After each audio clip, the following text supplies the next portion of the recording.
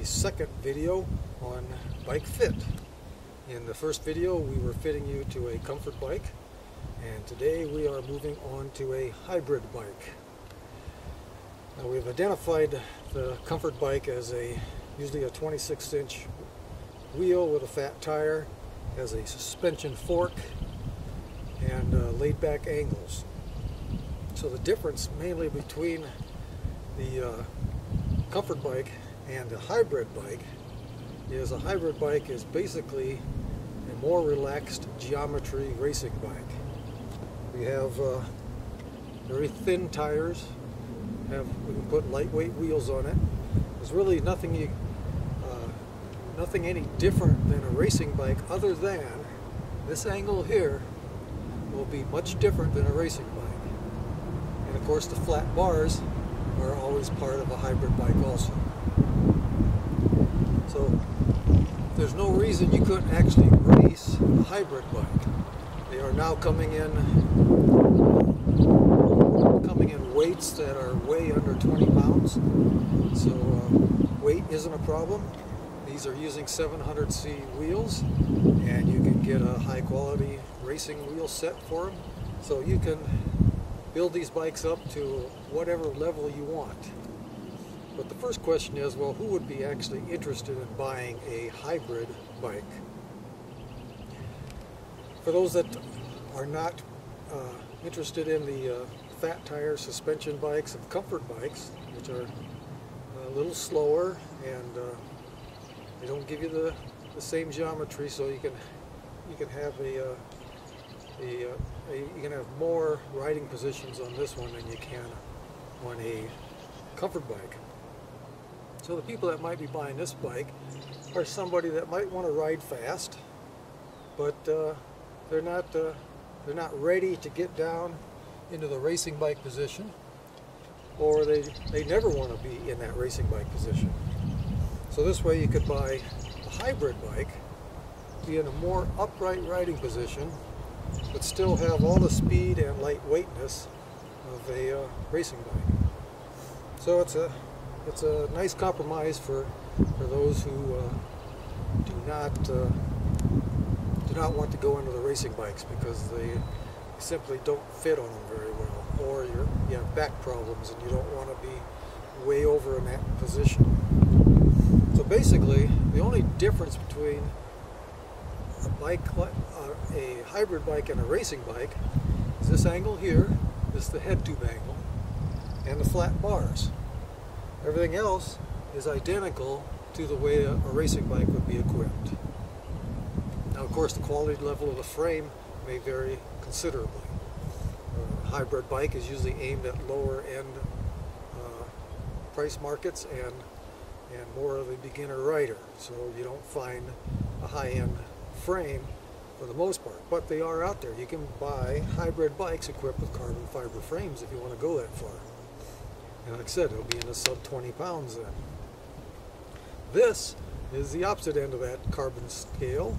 This is one of the most inexpensive hybrid bikes you could buy at approximately $320. I've done a review on this bike, and you can go take a look at it. This is the Gravity Avenue FB bike. So let's go into this angle here.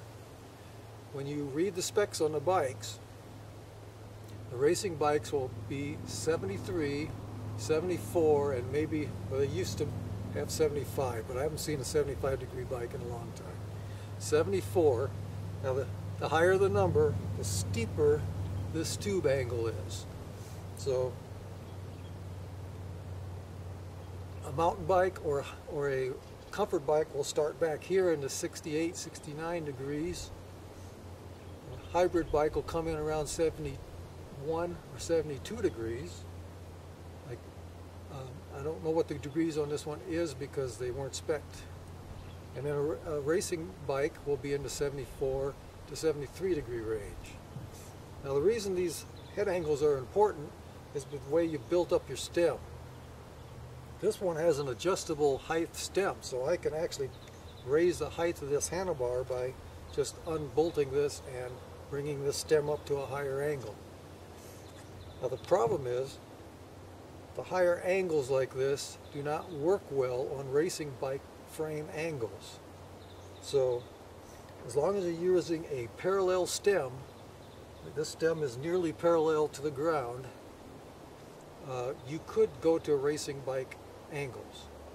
But to keep the hybrid versatile, it's best to stay in the 72 degree range that a hybrid normally is built in. That way you can use different stem heights or even extensions to bring your height up. So if you're a beginner and you're just starting out and you want to ride more upright because it feels good to you, you can start with extensions and bring this handlebar height way up so that you're in an upright position.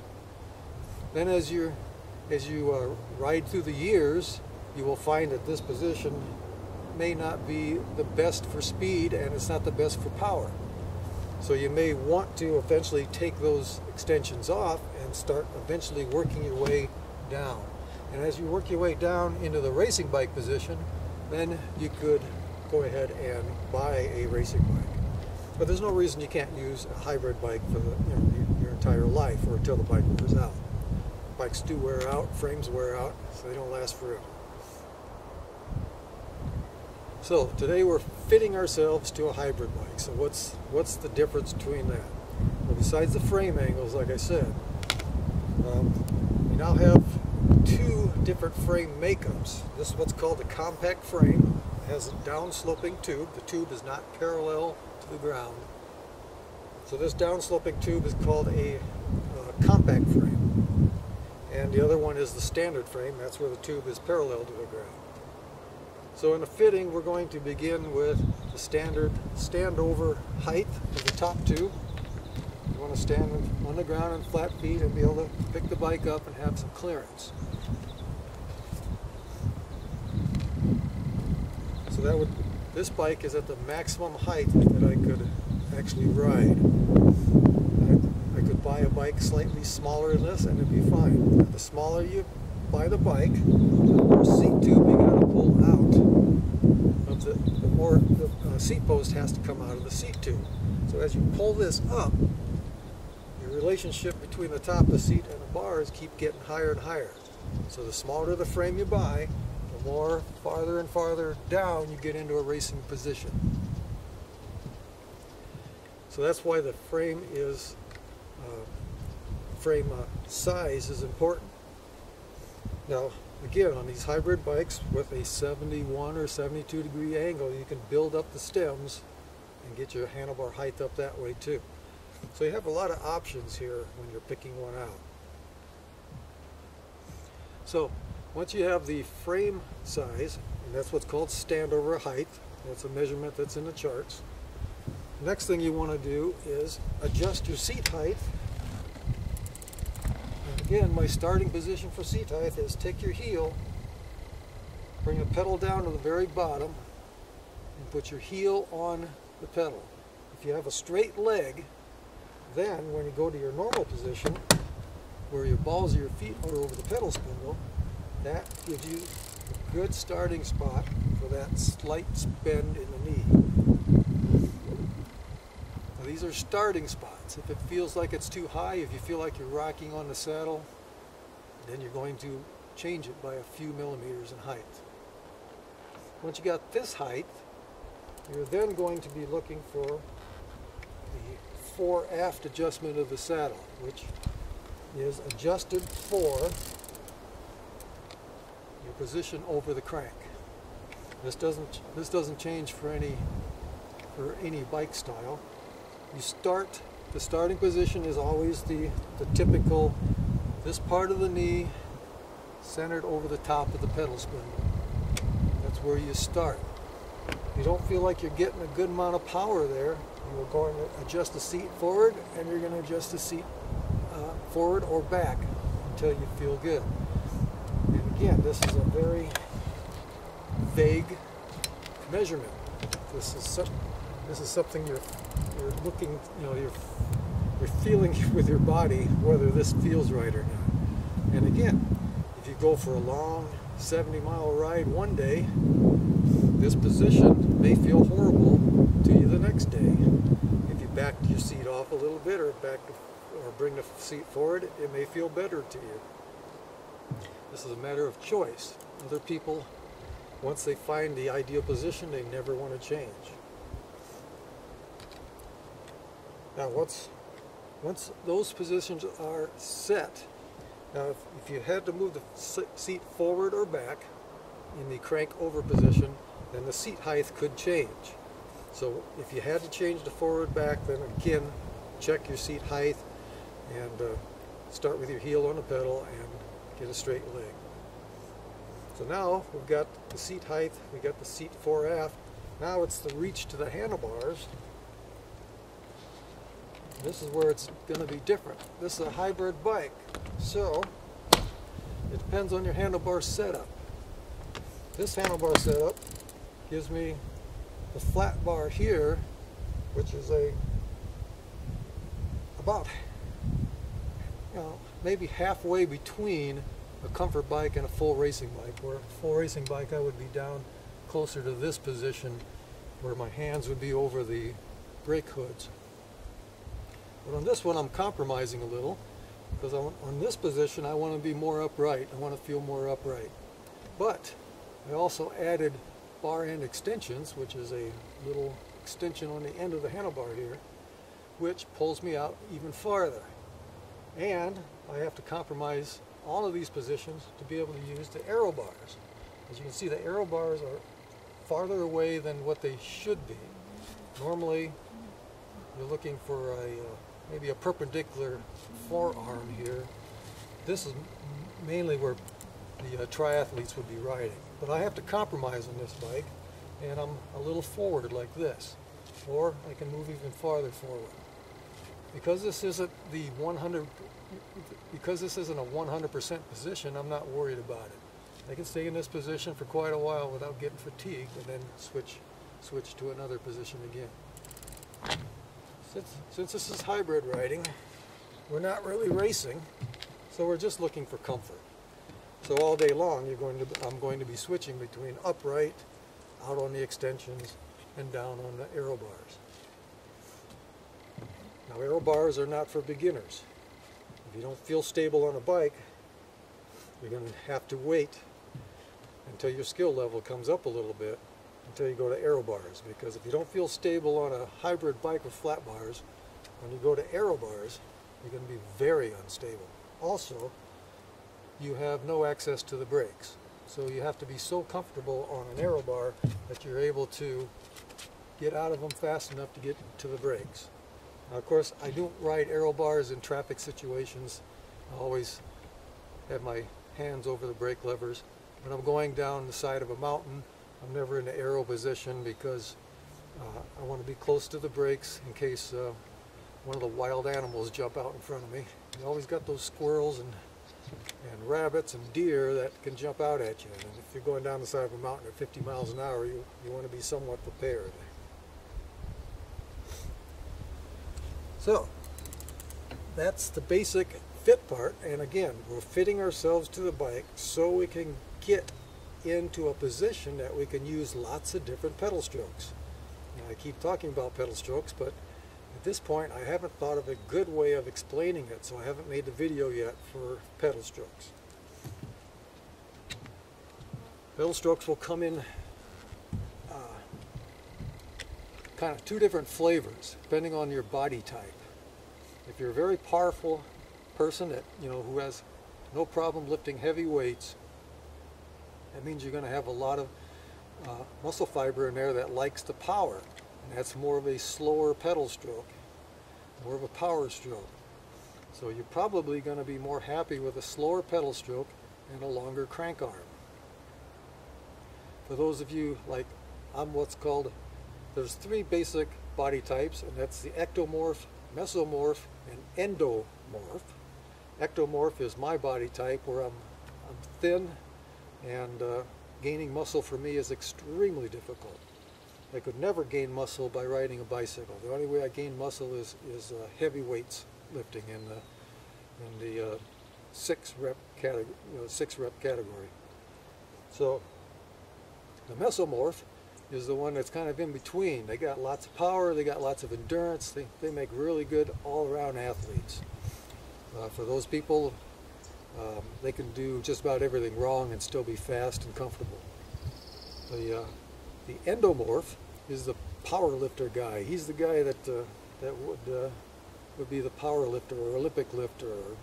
He finds lifting heavy weights very easy, but they also find endurance, long stints on the bike over 2 hours to be more difficult than the ectomorph or the mesomorph. So depending on your body type, it's probably going to be more comfortable in the spin range on the crank. If you're thinner, you're going to like a higher RPM, so you're going to be shooting for maybe 100. If you're of the power range, you're going to be shooting for maybe 80. And the lower the crank speed that you're going to be comfortable with, then the longer the crank arm you'd probably want to adapt to that. Crank arms come in about 5 different lengths: 165, 170, 172 and a half, 175, and 180 millimeter. For those of you in the ectomorph range, those of you with lots of endurance, you're going to want, for my size, you're going to want 170 millimeter crank. That is for anybody from probably 5'5" to 6 foot. Well, on a hybrid bike, you're going to want a 170. That will give you the easiest crank length to give you the easiest way to work up to those high RPMs. Those 90 to 100 RPMs is a skill that you need to learn over time. And the crank arm length will make it easier or more difficult. So for 5'5" to 6 foot, you're looking for about 170. Under 5'5", you're looking for 165 millimeter crank. Over 6 feet, from 6 foot to maybe 6'3", you'll be going to a 172 and a half, and over that 175. That's for the endurance type athlete, the people that are thinner, that have trouble getting muscle. For the power athlete, you could bump that up 5 millimeters over what I just said. That means from under 5'5", you're going to want a 175, and or 172 and a half. And from 5 foot to 6 foot, a 175. And from 6 foot to bigger, you're going to want a 180. These are all crank arm lengths you can experiment with. Whether you feel good with them or not, it's going to be up to you. The crank arm length that comes with a bike, you don't get to pick.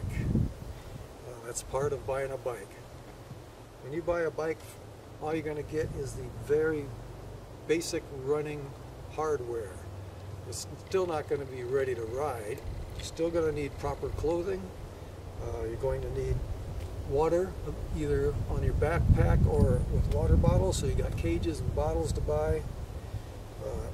In my case, this is a bike that I use mostly for commuting, so I need a space to put things. So there's a rack on here which is extra, and of course the handlebars extensions that I mentioned are extra, and of course the Aero Bars are extra.